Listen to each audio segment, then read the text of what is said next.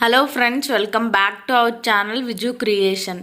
Day-10 intermediate fasting start చేద్దాం. Video చూసే ముందు ఫస్ట్ టైం కనుక నా ఛానల్ని విజిట్ చేసినట్టయితే ప్లీజ్ సబ్స్క్రైబ్ చేసి పక్కనే ఉన్న గంట బెల్ ఐకాన్ని క్లిక్ చేయండి.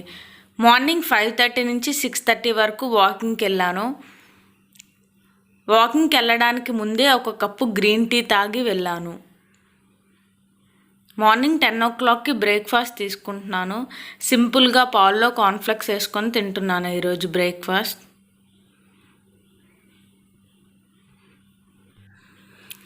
మా క్వార్టర్స్ పక్కన వెంకటేశ్వర స్వామి కళ్యాణ మహోత్సవం జరిగితే అక్కడికి వెళ్ళాము.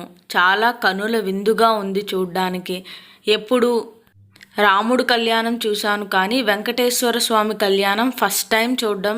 చాలా బాగా వివరించారు చక్కగా. స్వామివారి కృప అందరికీ ఉండాలని కోరుకుంటున్నాను. అక్కడే ప్రసాదాలు కూడా పెట్టారు. 5 రకాల ప్రసాదాలు పెట్టారు. పరవన్నం, బిస్మిల్లాబాత్, పులిహోర, పులుసన్నం, దద్దోజనం, ఇలా అద్భుతమైన ప్రసాదాలు కూడా పెట్టారు. ఈరోజు నా లంచ్ ఈ ప్రసాదాలతో ముగిసింది.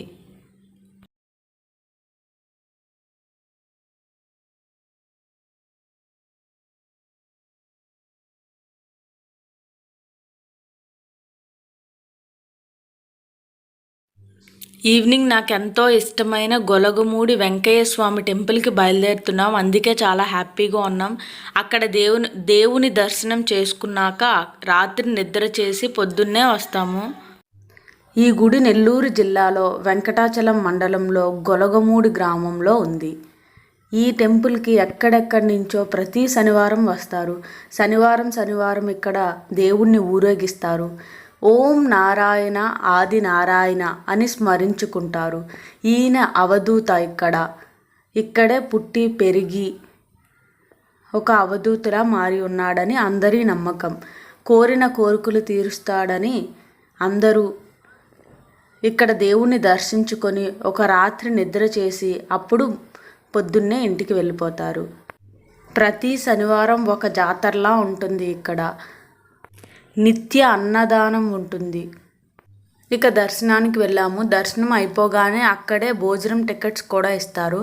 ఆ టికెట్స్ పట్టుకొని మనం అన్నదాత కౌంటర్ దగ్గరికి వెళ్ళొచ్చు. ఇప్పుడైతే అన్నదాత కౌంటర్ దగ్గరికి వెళ్తున్నాము. అసలు ఎంత జనం ఉన్నారో, ఎక్కడెక్కడి నుంచో వచ్చారు ఈ దేవుని దర్శించుకోవడం కోసం. మహాప్రసిద్ధి కల తిరుమల దేవస్థానానికి ఇక్కడి నుంచి ధాన్యం వెళ్తాయట. వెంకయ్య స్వామి ఎక్కడో కాదు, ఈ ఆశ్రమంలోనే ఈ చుట్టుపక్కలే తిరుగుతూ ఉంటారని, మన మధ్యలోనే ఉన్నారని వీళ్ళందరి నమ్మకం. ఇక్కడ ప్రసాదం కూడా చాలా బాగుంది. అదేంటో మరి దేవుని ప్రసాదాలకి అదొక అద్భుతమైన టేస్ట్ వస్తుంది.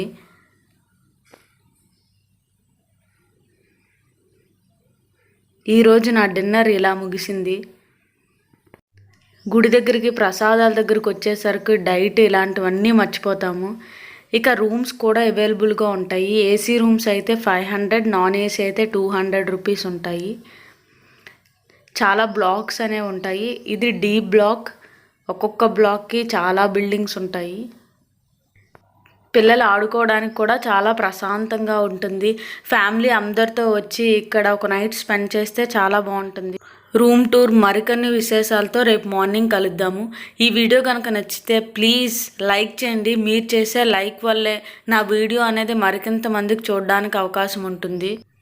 అండ్ సబ్స్క్రైబ్ చేసి పక్కనే ఉన్న గంట బెల్ ఐకాన్ని క్లిక్ చేయండి. Thank you so much.